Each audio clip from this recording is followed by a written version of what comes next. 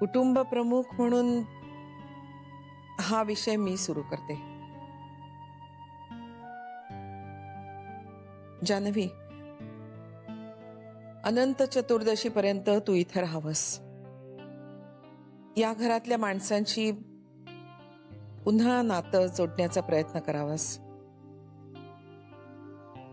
आणि कुठल्याही कारणाने तुला इथं राहणं सोयीचं वाटलं नाही तर तू परत तुझ्या वडिलांच्याकडे जाऊन राहावस.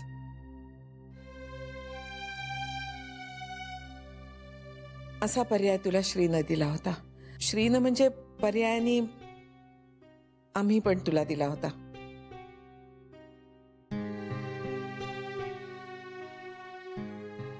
मला वाटतं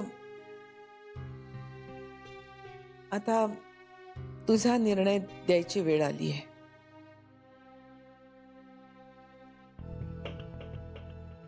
म्हणजे तुला इथून जावंसं वाटेल अशी बरीचशी कारणं दिली आहेत आम्ही. विशेषतः मी.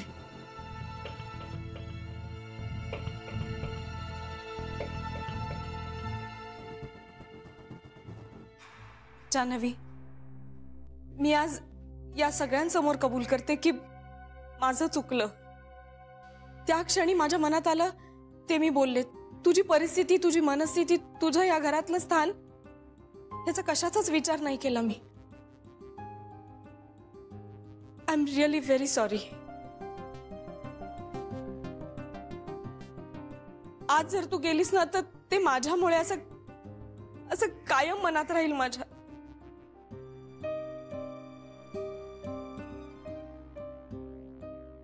हेही अगदी काही खरं नाही. म्हणजे तुझ्या जाण्याला मीही हातभार लावला असं मलाही वाटेल.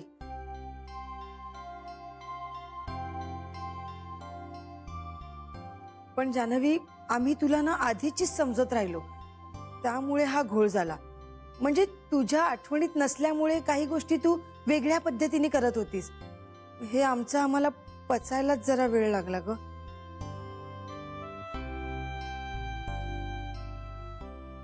म्हणून आम्ही तुला समजून घ्यायला कमी पडलो. तुम्ही माफी नका ना मागू, प्लीज.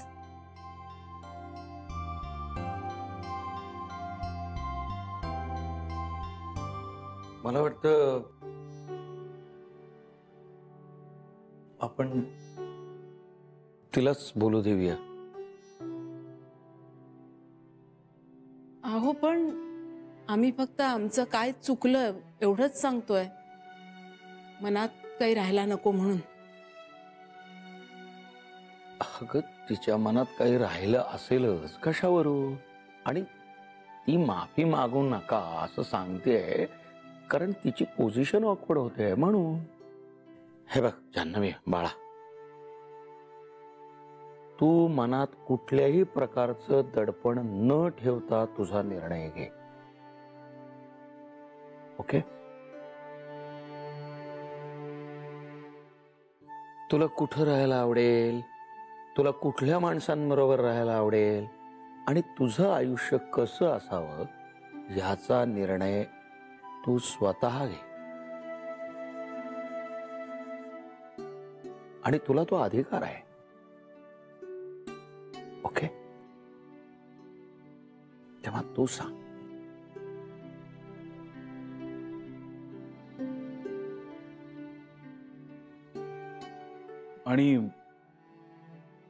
आणि हेही लक्षात ठेव की आम्हाला तू इथे राहायला हवी आहेस.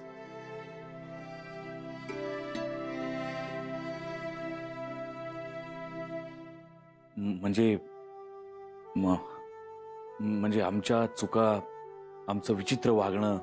मी थोडंसं बोलू. मी तुमच्या चुका शोधायला नव्हते आले.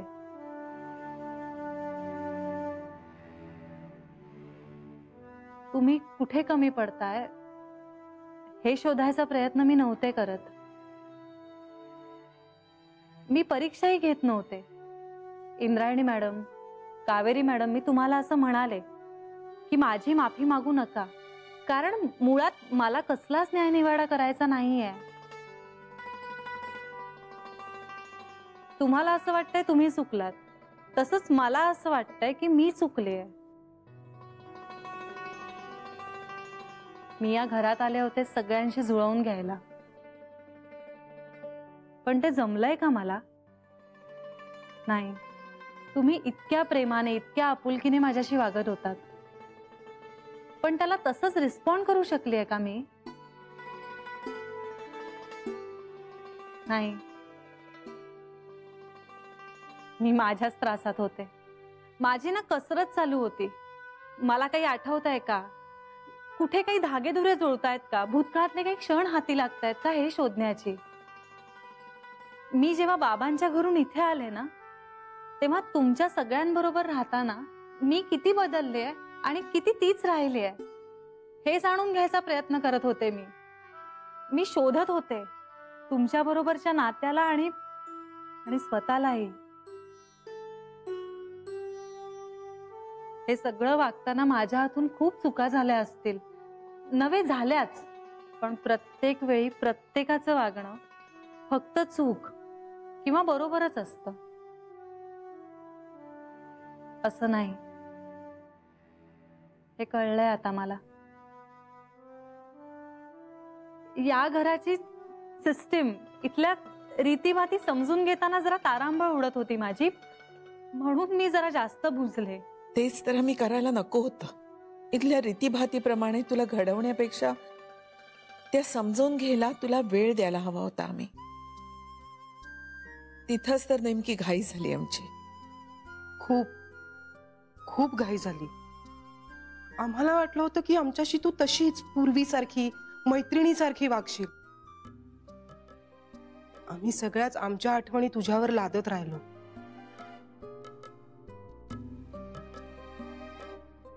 खरं तर आमचं ध्येयच चुकलं. जान्हवी आनंदात कशी राहील याचा विचारच नाही केला आम्ही. उलट जान्हवी आपल्यात कशी राहील, तिला आधीचं सगळं कधी आठवेल हाच विचार करत बसलो. तू बदलली होतीस, आम्हीही बदलायला हवं होतं. पण 9 माणसांनी बदलण्यापेक्षा एका माणसाने बदलणं आणि जुळवून घेणंच सोपं आहे हे लक्षातच नाही आलं माझ्या. मला माफ करा.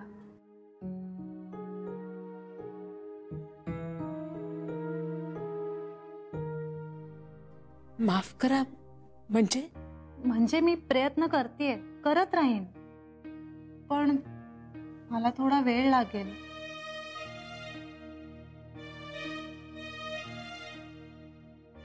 तुम्ही मला तो वेळ प्लीज द्या. मन मोठं असलं की सारं काही सामावून घेता येतं.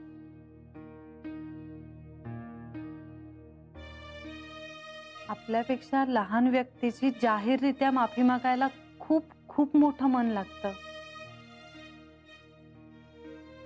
आणि तुमच्या सगळ्यांची मनं आहेतच मोठी, पण मी मात्र खूप लहान आहे तुमच्या सगळ्यांपेक्षा, सगळ्या अर्थाने. तुम्ही मला समजून घ्याल अशी अपेक्षा करते मी.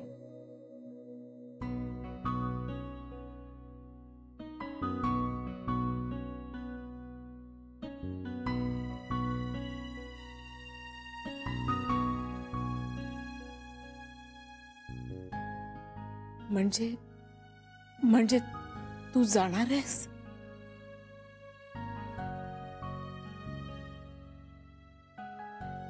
कुठे? तुझ्या बाबांकडे.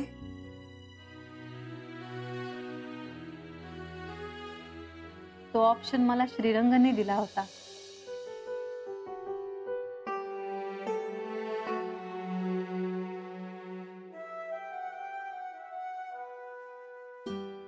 माझ्यासाठी तो ऑप्शन कधीच नव्हता.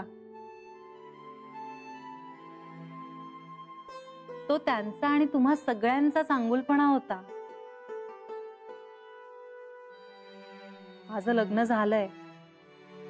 तो दिवस आणि त्याचे विधी मला आठवत नसले तरी ते झालंय, हे पटलंय मला. या घराचा उंबरठा मी स्वेच्छेने ओलांडून आले होते, त्यामुळे आता बाहेर जाण्याचा प्रश्नच येत नाही. आणि माझ्या बाबांनाही ते केलेलं आवडणार नाही मी. त्यामुळे आता माझं जे काही होईल ते ह्याच घरात होईल. फक्त ना मला ऍडजस्ट व्हायला थोडा वेळ मिळाला ना तर माझा कमी गोंधळ उडेल, कमी बावरेन मी. मला समजून घ्याल ना?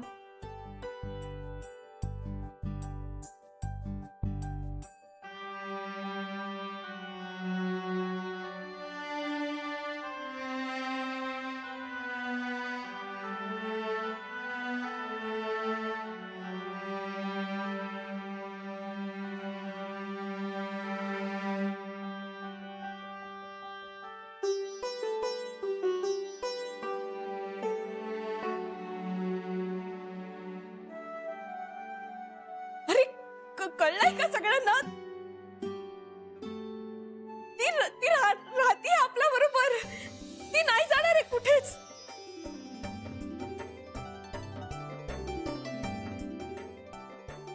कळलंय का? ती कुठेच जाणार नाहीये.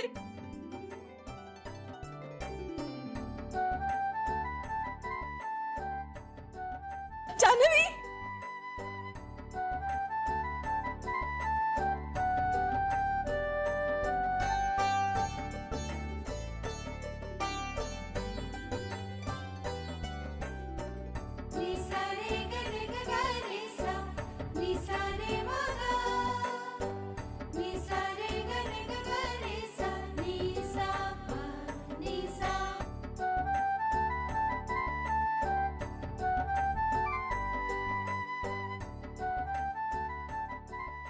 मी साखर घेऊन येते तोंड गोड करायला.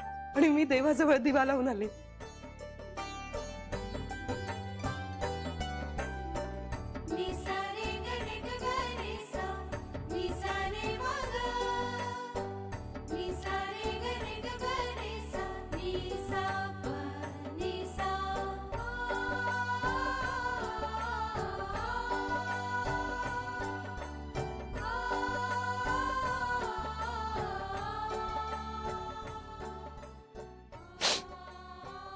ए बेबी, खूप छान. बेबी, तिला इतकं छळू नकोस हो तू, नाहीतर तिने आत्ता घेतलेला निर्णय ती लगेच बदलेला तुझ्यामुळे. बघ, तू छळाची एकही संधी सोडू नकोस तुझ्यामुळे मला. ती बदलू शकते. माझ्यामुळे काही होणार नाही, तुझ्याच बेबी, तुझ्यामुळे ऐक ना.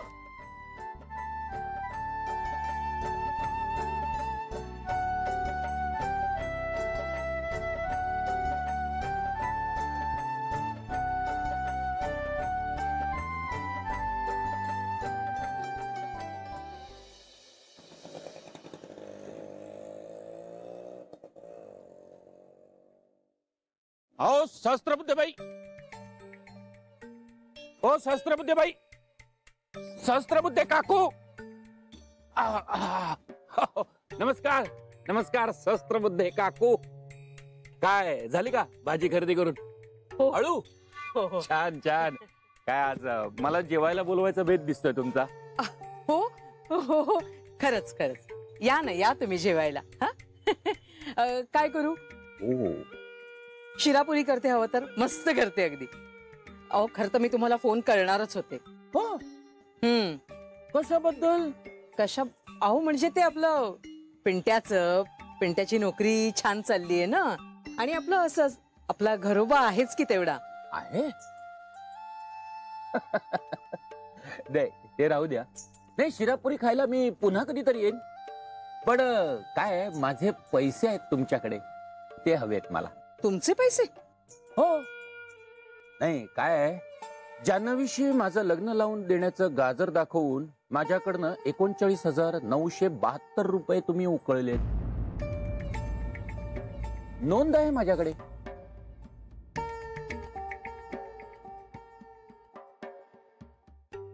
हे बघा.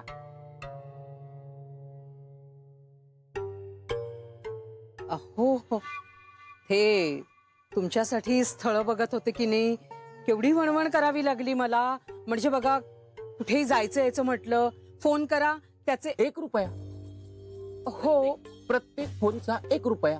हो, बसने जायचं यायचं म्हणजे त्याचेही पैसे लागतातच. तिकिटाचे 10 रुपये. असे 39,972.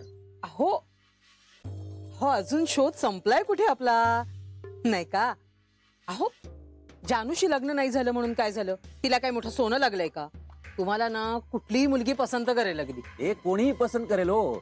डोक्यावरती अक्षता पडल्या तर त्याचे वेगळे पैसे देईन, पण आत्ता आधी खर्च केलेले पैसे मला हवेत.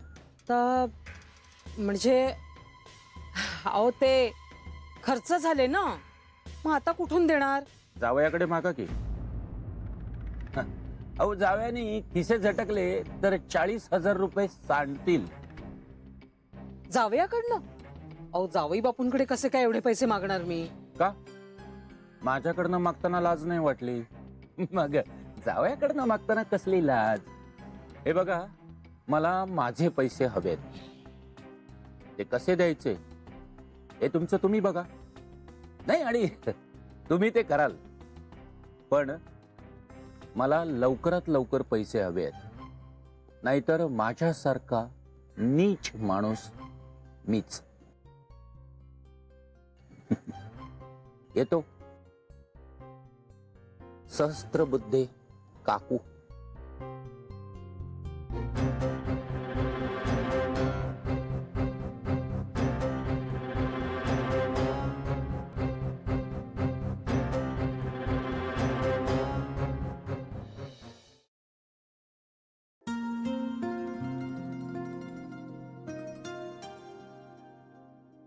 जान्हवी, मला वाटतं आता आपण मोकळेपणाने खरं बोलूया.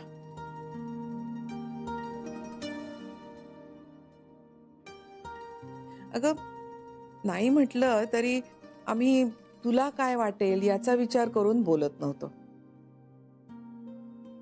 आता बोलायला हरकत नाही. काय बोलायचंय? घाबरू नकोस. मला फक्त एवढंच म्हणायचं होतं की तुला साड्या नेसायला आवडत असेल तर आमची हरकत नाही, पण सासरी सगळ्या साड्याच नेसतात असं म्हणून तू ड्रेसेस घालत नसशील तर मात्र गंभीर आहे. असं आहे का? खरं सांग. अगं, आधी तू ड्रेसेसच घालायचीस घरात, ऑफिसमध्ये, आणि आम्हाला आवडायचं ते. पण आजकाल तुम्हाला प्रवास असतो, ऑफिसात कामं असतात, शिवाय तुम्ही ड्रेसेस मध्ये वाढलेल्या मुली. आमच्यासारख्या वयाच्या 11व्या वर्षी साड्या नाही नेसायला लागलात. पंजाबी ड्रेस कम्फर्टेबल असतो. आणि अगं, आजकालच्या जगात आपली कामं, हालचाली सुटसुटीत होतील असे सोयीस्कर कपडे घालावेत. स्वतःसाठी घालावेत, दुसऱ्यासाठी नाही. कळलं? चहा. आई, हा तुमचा चहा. जान्हवी, हा तुझा. तुम्ही कशाला आणलात? अगं, घे ग, घे. आणि सुनेनी सासूची सेवा करायची वगैरे तो जमाना गेला आता. अगं, तू नोकरी करतेस, दिवसभर काम करतेस ना, मी घरातच असते. घरात एवढं तरी करायला नको? आणि हातपाय चालतायत ना तोपर्यंत करीन सगळं, मग तुलाच बघायचंय. अगं, घे ग. इथं तसं काहीही नाहीये.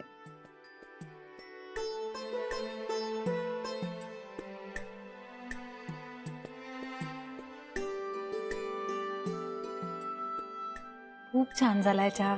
हो ना, खूप मनापासून केला मी हा चहा. आईची म्हणजे मी खरंच ड्रेस घातला तर चालेल? हो, खुशाल घाल. आमची काही ना नाहीये. अगं, किती दिवसापासून हेच सांगायचा प्रयत्न करतोय आम्ही. सणावाराला नेसतेस ना साडी, तेवढी पुरे. आणि रोज सकाळचा चहा मी केला सगळ्यांसाठी तर चालेल? मी उठते लवकर. कर की. तू चहा छान करतेस माहित आहे आम्हाला. तुला स्वयंपाक करायचा असेल ना तर हवा तेव्हा कर, की आपण तुझ्यासाठी एक वारच ठरवूया. रविवार द्या तिला. सुट्टी असते ना तुला? रविवार चालेल? रविवार चालेल.